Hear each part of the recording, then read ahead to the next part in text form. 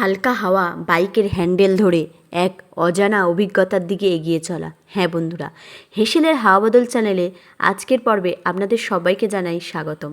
আজকে আমরা পৌঁছে যাব বাবাধামে। বাবাধামে মানে সবাই তো জানো, আমরা যাচ্ছি দেওঘর। রান্নাঘরের ব্যস্ততা থেকে একটু ছুটির স্বাদ নিতেই আমাদের এই বাইক ট্রিপ। খোলামেলা রাস্তা, দুপাশে সবুজ প্রকৃতি, আর তার সাথে বাইকে করে দেওঘর, আনন্দটাই আলাদা। আপনারা যারা লং ড্রাইভে ঘুরতে ভালোবাসেন বাইকে করে, তাদের জন্যে এই দেওঘর ট্রিপটা খুবই দারুণ একটা অভিজ্ঞতা দিতে পারে। রাস্তায় চলতে চলতে আর যদি এই বর্ষার সুন্দর মুহূর্তে একটু চা পান করে নেওয়া যায়, চলুন একটু চা খেয়ে নেওয়া যাক। চা তো খেয়ে নিয়েছি, এবার আবার একটু এগোনো যাক। দেখতেই পাচ্ছ চারিপাশের পরিবেশটা কত সুন্দর। আমরা গিয়েছিলাম টোটাল 3 দিন 2 রাতের ট্রিপে। তো আমরা শুধু দেওঘরে ছিলাম না, আমরা দেওঘর থেকে গিয়েছিলাম শিমুলতলা থেকে গিরিডি, উশ্রী, সব কিছুই তোমাদের সাথে শেয়ার করব। তার আগে বাবাধামের সমস্ত ভিডিওটা তো তোমাদের দেখতে হবে। বাবাধামে এই শ্রাবণের সময় না গেলে কি হয়, আমাদের ভিডিওটা দেখে তোমরা কিন্তু চলে আসতে পারো। এছাড়া আমরা যাচ্ছি বাইকে করে, তোমরা চাইলে ট্রেনে করেও যেতে পারো। দেওঘরের সবথেকে কাছে রেল স্টেশন হচ্ছে জেসিডি জংশন। এটা হাওড়া, শিয়ালদা, কলকাতা স্টেশন থেকে বিভূতি এক্সপ্রেস আছে, পূর্ব এক্সপ্রেস, মৌর্যা এক্সপ্রেস সহ একাধিক ট্রেন রয়েছে জেসিডির জন্য। সময় লাগবে ওই 4 থেকে 5 ঘন্টা। জেসিডি স্টেশন থেকে দেওঘর শহরের দূরত্ব মাত্র 7-8 কিলোমিটার। বাইরে থেকে অটো, টোটো, ট্যাক্সি আপনারা সবই পেয়ে যাবেন। যদি শেয়ার অটোতে যান তাহলে ওই 30 থেকে 50 টাকা নেবে। এছাড়াও দেবপুর স্টেশনও রয়েছে, সেখান থেকে লোকাল ট্রেনও চলে।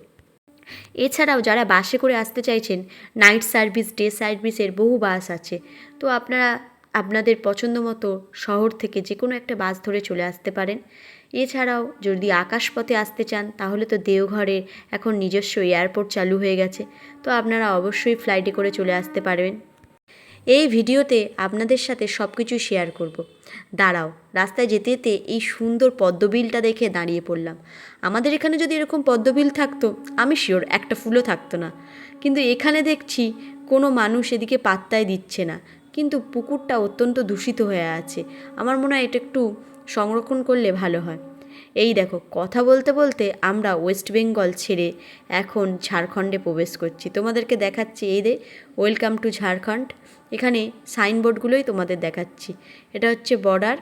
তো এইখানে আমরা প্রবেশ করে গেলাম ঝাড়খণ্ডে প্রবেশ করার সাথে সাথেই একটা অসাধারণ ভিউ, চারিদিকে জঙ্গল। যদিও আগেও এই ভিউটা পেয়েছি, কিন্তু এখানটা যেন আরও সুন্দর।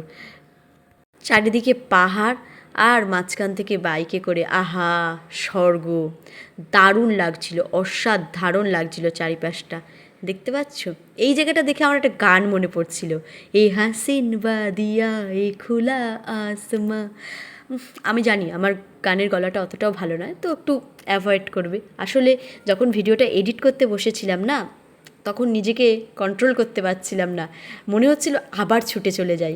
আমি শিওর তোমাদের দেখে এরকমই ফিলিং হবে। কত সুন্দর দেখো চারিপাশটা, কত সুন্দর। আর ওই রাস্তার বাঁকটা দেখেছো? ওই জায়গাটা তো অসাধারণ। ঝাড়খণ্ডের সমস্ত রাস্তাগুলোই একসে বারকার এক, দারুণ রাস্তা সমস্ত। তো রাস্তায় যেতে যেতে এরকম একটা সুন্দর মন্দির দেখতে পেলাম। ঝাড়খণ্ডের বেশিরভাগ মন্দিরটাই না এই প্যাটার্নের, প্রতিটা জায়গার মন্দিরের আলাদা আলাদা প্যাটার্ন হয়। তো ঝাড়খণ্ডের মন্দিরগুলো এই প্যাটার্ন। আর এই যে আমরা যেতে যেতে এখন যাব হচ্ছে তপোবন। এই তপোবনটা দেখো দূর থেকে আমি দেখিয়ে দিলাম। এই যে তপোবনে প্রবেশ করছি এবার। এখানে তপোবনে ঢোকার পথটাকে এইভাবে সুন্দর করে সাজিয়ে রেখেছে। উপরে দেখেছো হনুমান বসে আছে। তো চলো তপোবনে যাওয়া যাক।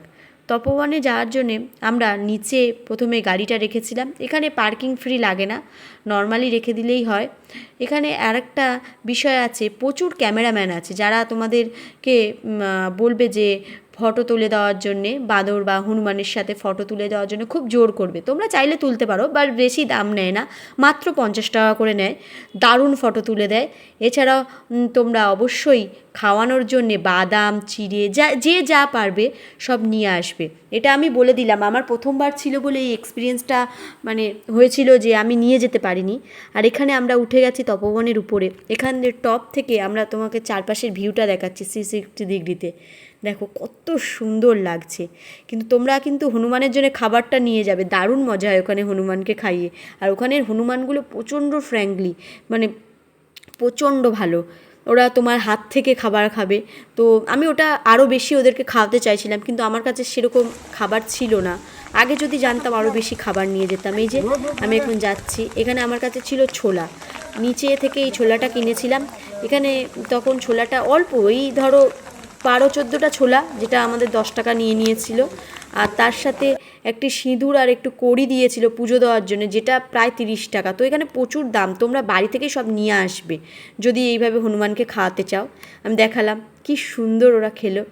এখানটায় তখন আমরা উঠছিলাম সেই ভিউটা। তারপর আমরা চলে গেছিলাম টিকুট পাহাড়। টিকুট পাহাড়টা আমি দূর থেকে দেখালাম, আমরা কাছে যাইনি, কারণ অনেকটাই সন্ধে হয়ে গেছিলো তখন, সেই জন্য টিকুট পাহাড়টা বন্ধ হয়ে গেছিলো। কিন্তু আমরা মোটামুটি 10 কিলোমিটারের মধ্যে থেকে এই শটটা নিয়েছি। কেমন হয়েছে অবশ্যই জানিও। यही तो देखने आया था मानसून में। এরপর আমরা হোটেলে চলে গেছিলাম। হোটেলের সমস্ত ভিডিও আমি পরে দিচ্ছি।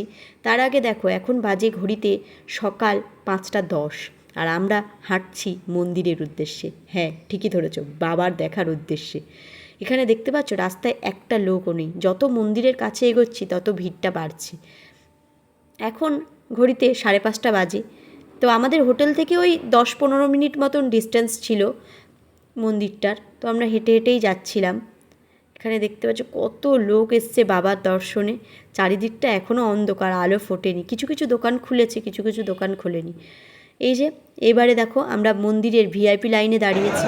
জেনারেল লাইনে দাঁড়ানো প্রায় 4টে থেকে শুরু হয়ে যায়। আমরা ভিআইপি লাইনে দাঁড়িয়েছিলাম, যার ভিড় মনে হয় লোক 3টে থেকে দিয়ে দিয়েছিল। কিন্তু 6টা না বাজলে এখানে ভিআইপি লাইনের টিকিট দেওয়া হয় না। ভিআইপি লাইনের টিকিট 300 টাকা করে থাকে নর্মাল রেটে। কিন্তু যখন এখানে শ্রাবণ মাস শুরু হয়ে যায়, মানে বাঙালিদের তো একটু আগে শ্রাবণ মাস চালু হয়েছে, এখানে শ্রাবণ মাসটা ওই 4-5 দিন দেরি ছিল। আমরা গিয়েছিলাম 24 তারিখে। তো 4-5 দিন দেরি ছিল বলে তখনও টিকিট, ভিআইপি লাইনের টিকিট 300 টাকা করে ছিল। কিন্তু যখন শ্রাবণ মাস এখানে শুরু হয়ে যাবে তখন ভিআইপি টিকিটটা 600 টাকা করে হয়ে যাবে। এবং শনি, রবি এবং সোমবার কোনো রকম ভিআইপি টিকিট অ্যাভেলেবেল থাকবে না। শনিবারটা কোনো কোনো সময় খোলা থাকতে পারবে, কিন্তু রবি আর সোমবার ভিআইপি টিকিট বন্ধ থাকবে। তোমাদের সবাইকে জেনারেল লাইনে দাঁড়িয়ে যেতে হবে। তো দেখতেই পাচ্ছ কত কষ্ট করে লাইন দিয়ে আমরা জিগজ্যাগ করতে করতে বাবার কাছে পৌঁছেছি। এই জন্যেই বলে কষ্ট না করলে কোনো দিনও কেষ্টর দেখা পাওয়া যায় না।